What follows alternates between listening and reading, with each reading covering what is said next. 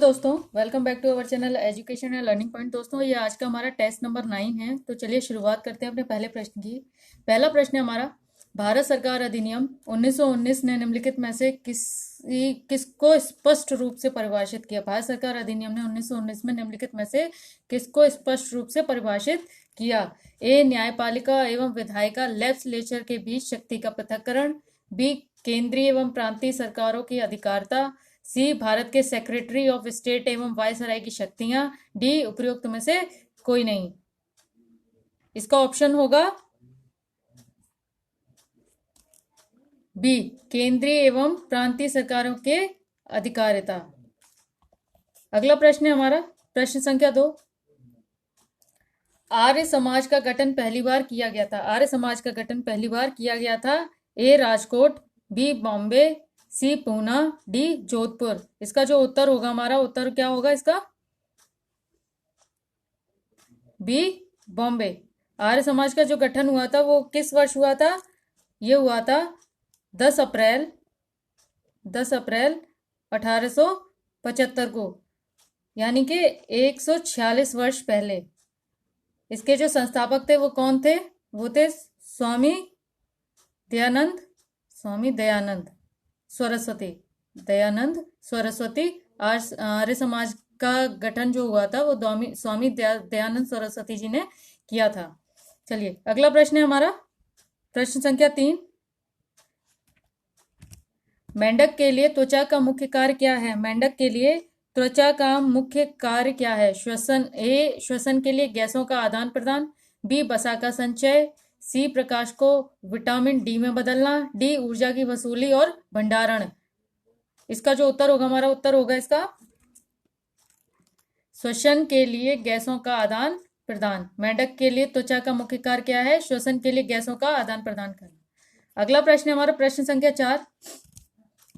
Clouded leopard national park किस राज्य में स्थित है? क्लाउडेड लेपर्ड नेशनल पार्क किस राज्य में स्थित है? A, Uttarakhand. B, Tripura. B, Meghalaya. C, Meghalaya. D, Sikkim. इसका जो उत्तर होगा, हमारा क्या होगा? बी, त्रिपुरा।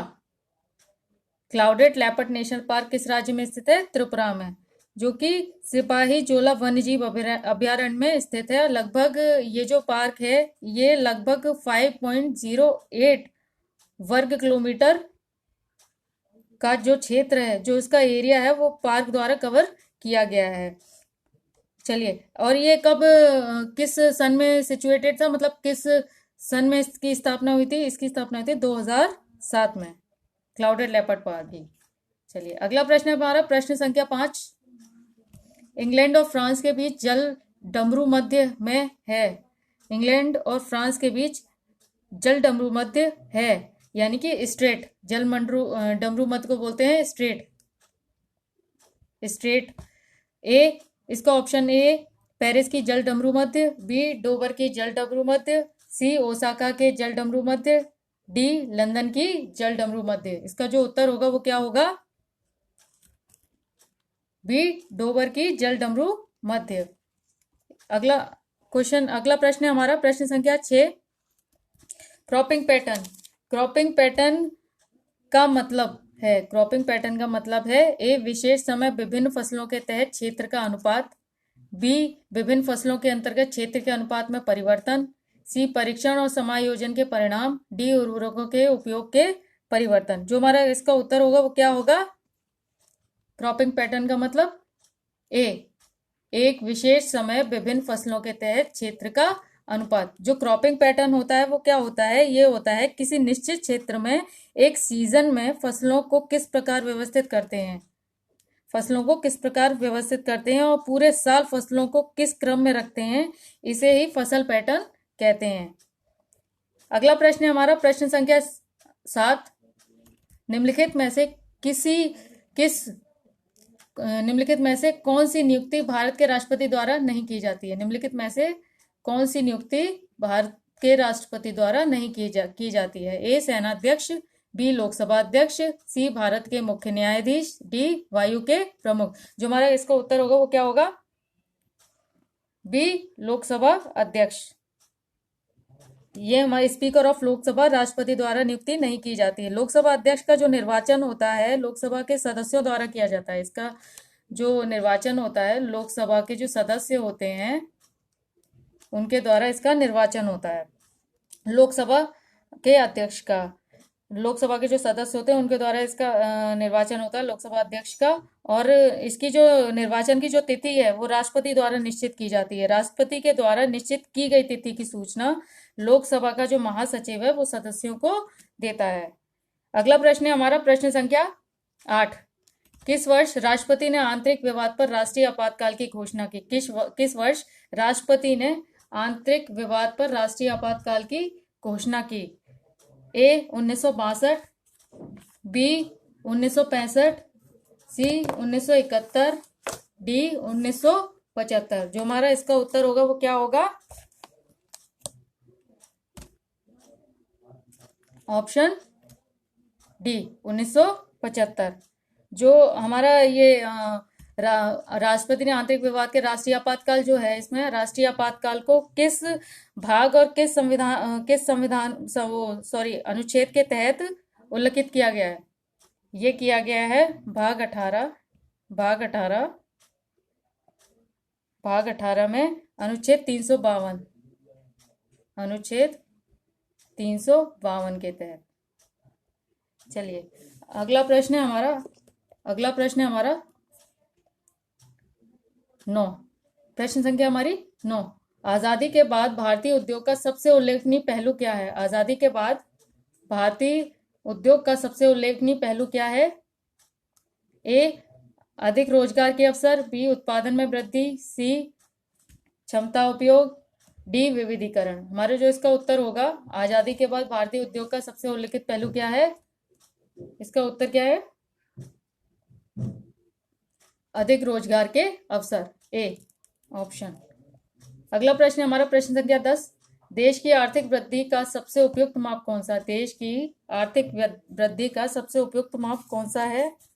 ए सकल घरेलू उत्पाद, बी शुद्ध घरेलू उत्पाद, सी सकल राष्ट्रीय उत्पाद, डी प्रति व्यक्ति वास्तविक आय। जो इसका उत्तर होगा वो क्या होगा हमारा? डी प्रति व्यक्ति आय। ये हमारा सही उत्तर है, डी प्रति व्यक्ति आय। चलिए अगला प्रश्न है हमारा प्रश्न संख्या 11। किस मंत्री ने अशोक को उत्तराधिकारी के युद्ध में अपने भाइयों के खिलाफ लड़ने में मदद की? किस मंत्री ने अशोक को उत्तराधिकारी के युद्ध में अपने भाइयों के खिलाफ लड़ने में मदद करी? ए पुष्यगुप्त, बी कौटिल्य, सी वसुगुप्त और डी राधा गुप्त। ये गुप्ता नहीं है, ये गुप्त है, राधा गुप्त। तो हमारा जो इसका उत्तर होगा वो क्या होगा? डी राधा गुप्त।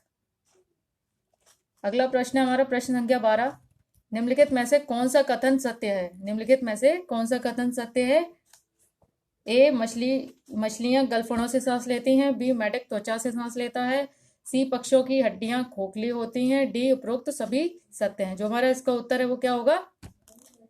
डी उपरोक्त सभी सत्य हैं। यानी कि मछलियां गलफड़ों से सांस लेती हैं, मेढक त्वचा से सांस लेता है, पक्षियों की जो हड्डियां होती है वो खोखली होती हैं। All answer is correct. चलिए अगला प्रश्न हमारा एंथ्रोपोजेनिक बायोम का उदाहरण निम्नलिखित में से कौन सा है? एंथ्रोपोजेनिक बायोम का उदाहरण कौन सा है? ए ताजा पानी, बी घास स्थल, सी वर्षावन, डी कृषि भूमि यानी कि फ्रेश वाटर, बी ग्रासलैंड, सी रेन फॉरेस्ट और डी क्रॉपलैंड। तो हमारा जो सही उत्तर होगा वो क्या होगा? डी कृषि भूमि यानी कि क्रॉपलैंड। अगला प्रश्न है हमारा प्रश्न संख्या 14। पानी में रहने वाली मछलियों में पाया जाने वाला अनुकूलन है। पानी में रहने वाली मछलियों में पाया जाने वाला अनुकूलन है। ए नाव के आकार, बी श्वसन गलफड़, सी तैरने के लिए पंख होना, डी उपरोक्त सभी। जो हमारा इसका जो उत्तर होगा वो क्या होगा? डी उपरोक्त सभी। पानी में रहने वाली मछलियों में पाया जाने वाला अनुकूलन है नाव के आकार, श्वसन गलफड़, तैरने के लिए पंख होना। ऑप्शन डी उपरोक्त सभी। अगला प्रश्न है हमारा प्रश्न संख्या 15। फ्लाई ऐश और साथ ही साथ प्रदूषक के रूप में जाना जाता है। फ्लाई ऐश और साथ ही साथ प्रदूषक के रूप में जाना जाता है। ए तेल रिफाइनरी, बी उर्वरक संयंत्र, सी सीमेंट कारखाना, डी ताप विद्युत संयंत्र। जो हमारा इसका उत्तर होगा वो होगा ए तेल रिफाइनरी। फ्लाई ऐश और साथ ही साथ प्रदूषक के रूप में जाना जाता है ए तेल रिफाइनरी, ऑप्शन ए। चलिए अगला प्रश्न है हमारा प्रश्न संख्या 16। विभिन्न धर्मों, जातियों, लिंगों और विभिन्न पृष्ठभूमियों के लोग समाज में प्रेम और शांतिपूर्ण ढंग से रहते हैं, जिसे किसके रूप में जाना जाता है? ए समाजवाद, बी राष्ट्रनिष्ठा, सी धर्मनिरपेक्षता, डी सांप्रदायिक सद्भाव, ई इनमें से कोई नहीं। डी इनमें से कोई नहीं। तो हमारा जो इसका उत्तर होगा वो क्या होगा? डी सांप्रदायिक सद्भाव, ऑप्शन डी। अगला प्रश्न है हमारा प्रश्न संख्या 17। अनुसूचित जाति आयोग अनुसूचित जाति आयोग के एक प्रकार का निकाय है। अनुसूचित जाति आयोग एक प्रकार का निकाय है। ए अतिरिक्त संवैधानिक निकाय, बी संवैधानिक निकाय, सी कार्यकारी निकाय, डी इनमें से कोई नहीं। जो हमारा इसका उत्तर होगा वो क्या होगा? बी संवैधानिक निकाय, यानी कि कॉन्स्टिट्यूशनल बॉडी। जो हमारा ये SC/ST आयोग जो है, हमारा SC/ST आयोग, ये हमारे किस मतलब संविधान संशोधन के तहत इसको जोड़ा गया? ये जोड़ा गया 89वां संविधान संशोधन अधिनियम 2003 के तहत 1978 में इसकी स्थापना हुई। 1978 में इसकी स्थापना हुई SC/ST आयोग की। और जो हमारे किस आर्टिकल के तहत इसको दो भागों में विभाजित किया गया है? इसको किया गया है अनुसूचित जाति यानी कि SC आयोग को जोड़ा गया है हमारा आर्टिकल 338 के तहत आता है, यानी कि अनुसूचित जाति आयोग। और जो हमारा अनुसूचित जनजाति आयोग है यानी ST शेड्यूल ट्राइब जो आता है वो हमारा आता है 338A के तहत। 338A के तहत ये हमारा आता है आर्टिकल 338A के तहत ST आयोग यानी कि शेड्यूल ट्राइब आयोग। अगला प्रश्न है हमारा प्रश्न संख्या है हमारी 18। निम्नलिखित में से स्वतंत्र भारत के प्रथम कानून मंत्री कौन थे? निम्नलिखित में से स्वतंत्र भारत के प्रथम कानून मंत्री कौन थे? ए जवाहरलाल नेहरू, बी टी कृष्णाचारी, सी doctor BR Ambedkar, D Maulana Abul Kalam Azad. जो हमारा इसका उत्तर होगा वो क्या होगा? सी डॉक्टर BR अम्बेडकर। ये हमारे स्वतंत्र भारत के प्रथम कानून मंत्री थे। अगला प्रश्न है हमारा प्रश्न संख्या 19। किस संविधान का निम्नलिखित में से कौन सा अनुच्छेद भारत सरकार के द्वारा या उसके खिलाफ किए गए मुकदमे से संबंधित है? किस संविधान का निम्नलिखित में से कौन सा अनुच्छेद भारत सरकार के द्वारा या उसके खिलाफ किए गए मुकदमे से संबंधित है? ए 302, बी 298, सी 330, डी 300। तो हमारा जो इसका उत्तर होगा वो क्या होगा? डी अनुच्छेद 300। इसके अंतर्गत क्या आता है? इसके अंतर्गत आता है हमारा वाद और कार्रवाइयां। ये आता है हमारा अनुच्छेद 300 के अंतर्गत कार्रवाइयां। ये आता है हमारा अनुच्छेद 300 के अंतर्गत आता है। और जो हमारा अनुच्छेद 302 है इसके अंतर्गत क्या आता है? इसके अंतर्गत आता है हमारा व्यापार, वाणिज्य और समागम पर निर्बंधन अधिरोपित करने की संसद की शक्ति। किस पर? व्यापार, वाणिज्य, समागम पर निर्बंधन अधिरोपित करने की संसद की शक्ति। ये हमारा आता है आर्टिकल 302 के तहत।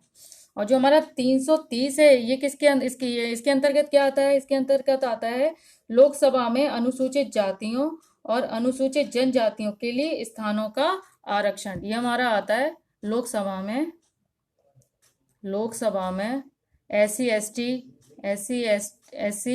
SC/ST जो अनुसूचित जाति और जनजातियों के लिए स्थानों का आरक्षण। ये हमारा आता है अनुच्छेद 330 यानी कि आर्टिकल 330। और जो हमारा अनुच्छेद 298 है इसके अंतर्गत क्या आता है? इसके अंतर्गत आता है व्यापार करने आदि की शक्ति। व्यापार करने आदि की शक्ति आता है हमारा अनुच्छेद 298 के अंतर्गत। चलिए इसका जो उत्तर था हमारा वो था अनुच्छेद आर्टिकल 300। अगला प्रश्न है हमारा प्रश्न संख्या है हमारी 20। दोस्तों आज का ये हमारा अंतिम प्रश्न होगा। प्रश्न संख्या है 20। भारत में आने वाला पहला पुर्तगाली कौन था? भारत में आने वाला पहला पुर्तगाली कौन था? A Zamorin, B Vasco da Gama, C Francisco de Almeida, D Pedro Alvares Cabral. जो हमारा इसका उत्तर होगा वो क्या होगा? B Vasco da Gama. ये हमारा भारत आने वाला पहला पुर्तगाली था। और ये किस सन में भारत आया था? ये आया था भारत 1498 में। 1498 में ये भारत आया था, वास्को डिगामा। चलिए दोस्तों, आज के हमारे प्रश्नों की श्रृंखला यहीं पर समाप्त होती है। तो आप हमें ज्वाइन कर सकते हैं YouTube, Instagram, Telegram, Facebook page पर आप हमें ज्वाइन कर सकते हैं। मिलते हैं अपनी अगली श्रृंखला में, तब तक के लिए नमस्कार।